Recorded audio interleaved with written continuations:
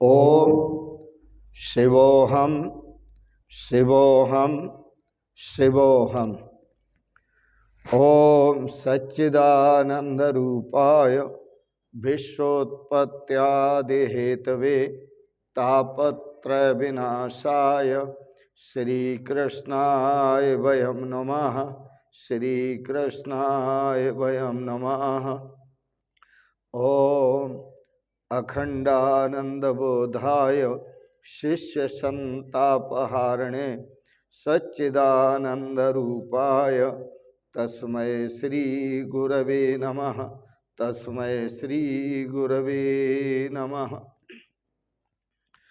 पूर्व प्रसंग में आप श्रीमद् भागवत के 9वें स्कंद में राम कथा का श्रवण कर रहे थे।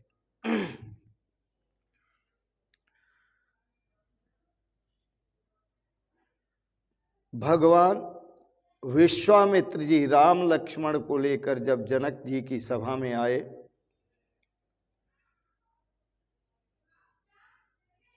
तो जनक जी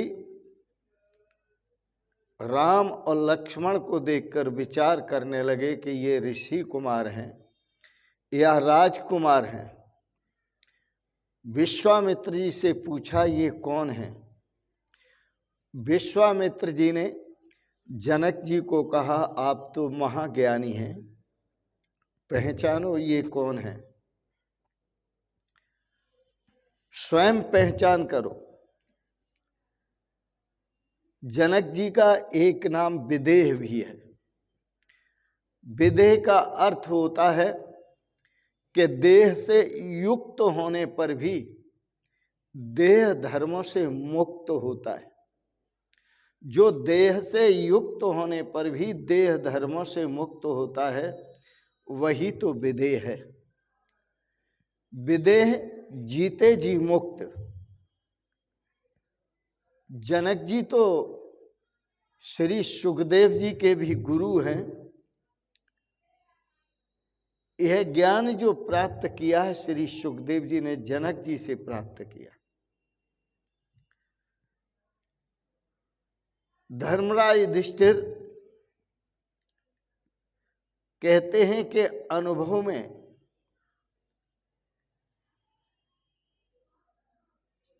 जब भगवान आते हैं तो विषय रस समाप्त हो जाता है और विषय रस को जो भूल जाता है वही भगवत रस को प्राप्त होता है। विषय रस को भूल जाना, भगवत रस को प्राप्त होना, यही ज्ञानी पुरुष का लक्षण है। आज जनक जी विषय रस को भूलकर और भगवत रस में डूब रहे हैं। सभी इंद्रियाएं अपने अपने कार्य में रत होती हैं, अपना अपना कार्य करती हैं। अंदर से जो मन है वह भगवत स्वरूप में निमग्न हो, इससे अच्छा और कुछ नहीं। भगवान श्री कृष्ण ने गीता में कहा इंद्रियाणि इंद्रियार्थेषु वर्तन्ते इति धारयन्। ज्ञानी महापुरुष जो जीते हैं जनक जी की तरह, वो ये जानते हैं कि इंद्रियाणि इंद्रियार्थेषु, इंद्रिय अपने अर्थों में विषयों में वर्तती हैं, मेरा इसमें कुछ भी काम नहीं है।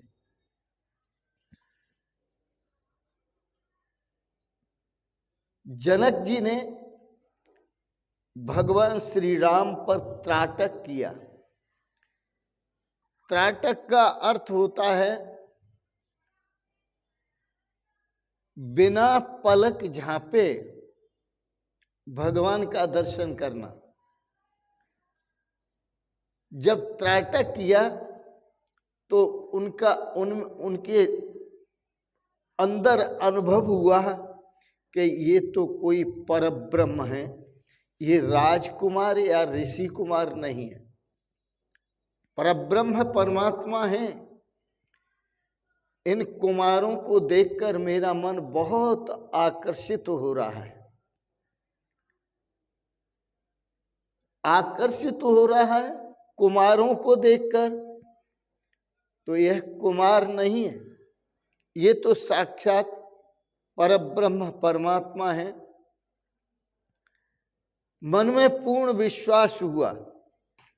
जनक जी कहते हैं, सहज विराग रूप मन मोरा, थकित होत जिम चंद चकोरा।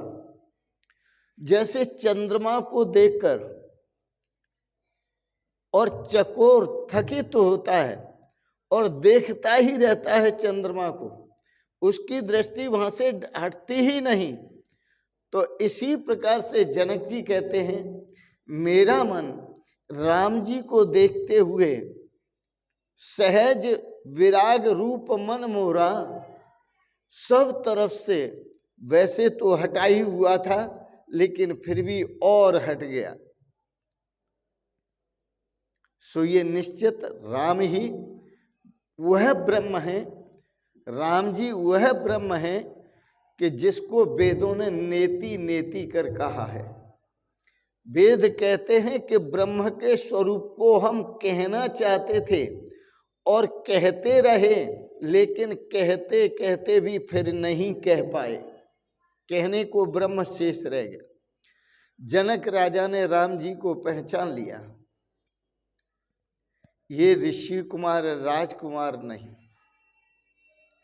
वेद जिसका नेति नेति कह करके गायन करते हैं, जिनका सदा सर्वदा ऋषि मुनि चिंतन करते हैं, यह वही साक्षात पर ब्रह्म परमात्मा है।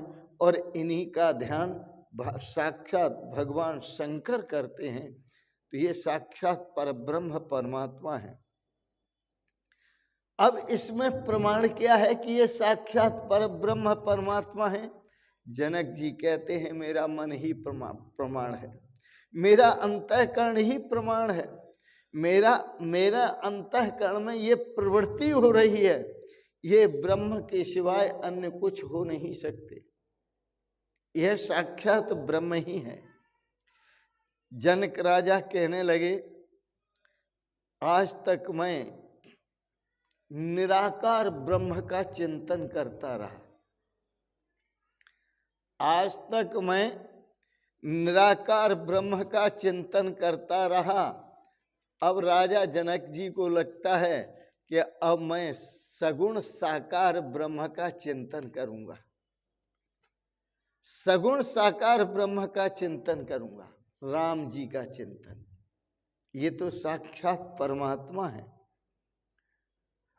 प्रमाण अंतःकरण प्रवृत्तियां, मेरा अंतःकरण इसका साक्षी है।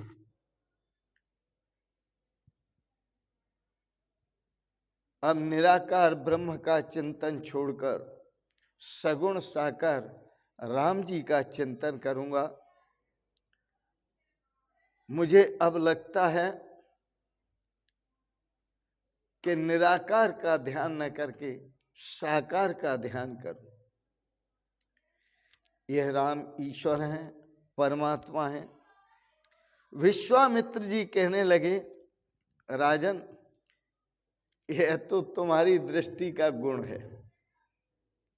इथा दृष्टि तथा सृष्टि, जैसी दृष्टि होती है सृष्टि भी वैसी ही दिखती है।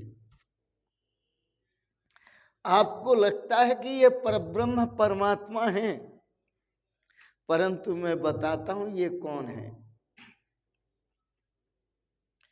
ये तो महाराजा दशरथ के पुत्र हैं। आपके पास दृष्टि गुण है, क्योंकि ज्ञानी की जो दृष्टि होती है वो अभेद दृष्टि होती है, और ज्ञानी हमेशा अभेद भाव से चिंतन करता है। सो राजन, तुम्हारी ब्रह्माकार वृत्ति है, और ब्रह्माकार वृत्ति होने के कारण तुम्हें महाराजा दशरथ के जो राजकुमार हैं, पुत्र हैं, वो तुम्हें ब्रह्म दिखाई दे रहे। यह तुम्हारी दृष्टि का खेल है, यह साक्षात तुम्हें ब्रह्म दिखाई दे रहे हैं। जनक तो महाज्ञानी हैं, उनकी प्रशंसा गीता में भी भगवान श्री कृष्ण ने की है, किसी अन्य राजा की प्रशंसा नहीं की, केवल जनक जी की प्रशंसा गीता में की है। और गीता में प्रशंसा करते हुए भगवान श्री कृष्ण ने कहा है, कर्मणि भी संसिद्धिम आस्थिता जनकादया। जनक जी गृहस्थ आश्रम में थे, पत्नी थी, बच्चे थे, और गृहस्थ आश्रम में रहते हुए, राज परिवार में रहते हुए, राजा रहते हुए उन्होंने भगवत तत्व को प्राप्त किया, सिद्धि को प्राप्त किया, परमात्मा तत्व की प्राप्ति रूप सिद्धि को प्राप्त किया। इसकी प्रशंसा भगवान श्री कृष्ण करते हैं। कर्मणि भी संसिद्धिम आस्थिता जनकादया। जनकादि ने कर्म करते हुए भी परमात्मा स्वरूप को प्राप्त किया। कर्म द्वारा भी सिद्धि प्राप्त होती है, अन्यथा गीता में इतनी प्रशंसा भगवान श्री कृष्ण कभी नहीं करते।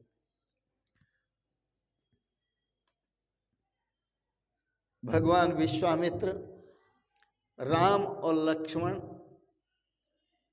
जनकपुरी के बाहर एक उद्यान में रह रहे हैं, एक बगीचे में रह रहे हैं। सायंकाल का समय है, संध्योपासना करो। संध्या का त्रकालिक विधान है वेदों में, प्रातः संध्या, मध्याह्न संध्या और सायंकाल संध्या। जब सायंकाल समय हुआ संध्योपासना का नियमित रूप से, तो विश्वामित्र जी के साथ सत्संग किया, रात्रि के समय विश्राम किया, और राम लक्ष्मण अपने श्री गुरुदेव की चरण सेवा करने लगे। चरण सेवा करते करते गुरुदेव का जो हृदय से आशीर्वाद निकला, तो आशीर्वाद मांगने की जरूरत नहीं है, आशीर्वाद मांगने से मिलता भी नहीं है, आशीर्वाद सेवा से मिलता है। भगवान श्री राम साक्षात ब्रह्म का अवतार, परमात्मा का अवतार होते हुए अपने गुरुदेव भगवान की चरण सेवा करते हैं। गुरुदेव के भीतर से आशीर्वाद निकलता है। तो आशीर्वाद जो मिलता है वाणी से नहीं, हृदय से। जब हम किसी की सेवा करते हैं, माता पिता की सेवा करते हैं, गुरुजनों की सेवा करते हैं, भगवान की सेवा करते हैं, तो उनका आशीर्वाद उनके हृदय से निकलता है और बरसता है। ऐसी बरसात होती है कि जो जिज्ञासु है, जो साधक है, जो सेवक है, वो उस आशीर्वाद से अनंत आनंद में सराबोर हो जाता है।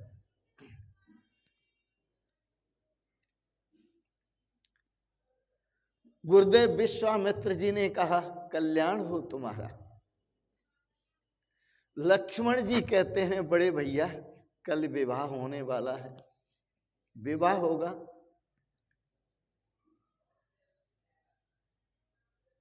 और आपकी चरण सेवा का अधिकार भाभी को भी तो होगा, इसलिए मैं आपकी चरण सेवा आज कर लेता हूं। लक्ष्मण जी भगवान की चरण सेवा करते हैं। यह मेरा अंतिम दिन है, फिर इन चरणों पर अधिकार जो होगा वह भाभी का होगा। कल से मैं सेवा न करूंगा। राम की सेवा के बिना मुझे चैन नहीं मिलता। ये लक्ष्मण का भाव। भगवान की सेवा के बिना चैन कहाँ। लक्ष्मण जीव रूप में मान लिया जाए तो लक्ष्मण जीव रूप में है, लेकिन जब तक भगवान की सेवा नहीं कर लेते तब तक सोते नहीं। भगवान श्री राम ब्रह्म स्वरूप हैं, साक्षात परमात्मा का स्वरूप हैं, लेकिन वह भी जब अपने गुरुदेव भगवान की सेवा नहीं कर लेते, चरण सेवा नहीं कर लेते, तब तक वो भी सोते नहीं। बार बार मुने आज्ञा देनी, रघुवर सैन जाए तब कीनी। अपने गुरुदेव की सेवा करते करते बहुत समय हो गया, तब गुरुजी ने आज्ञा दी, एक बार नहीं बार बार आज्ञा दी, तब चरण सेवा छोड़ करके फिर राम जी शयन करने के लिए जाते हैं। यहां गुरु शिष्य प्रेम अद्भुत है और बंधु प्रेम भी अद्भुत है।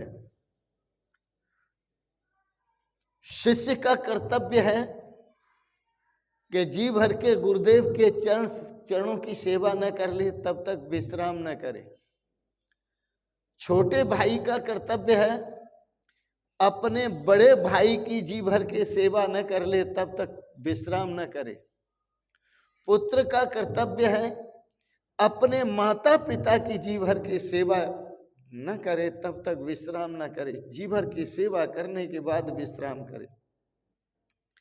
स्त्री का धर्म है अपने पति को अपने पति के भोजन से पहले स्वयं भोजन न करे, अपने पति के शयन से पहले शयन न करे, सोवे नहीं, यह धर्म है। परंतु आजकल तो बड़ा विचित्र है, आजकल की पत्नियां तो लेटे लेटे कहती हैं, सुनो जी, बोले हाँ, कि जरा पानी ले आइयो गिलास में।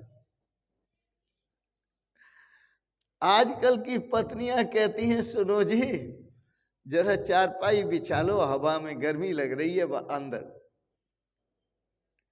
आदेश देती हैं।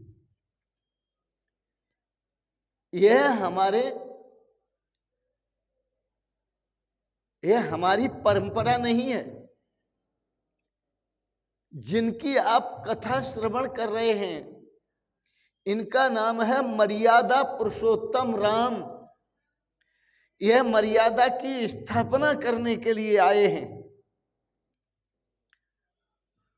विश्वामित्र भगवान सदा ही शालिग्राम भगवान की पूजा करते हैं, तो लक्ष्मण राम जी की, राम लक्ष्मण विश्वामित्र की पूजा करते हैं, फिर लक्ष्मण जी राम जी की पूजा करते हैं।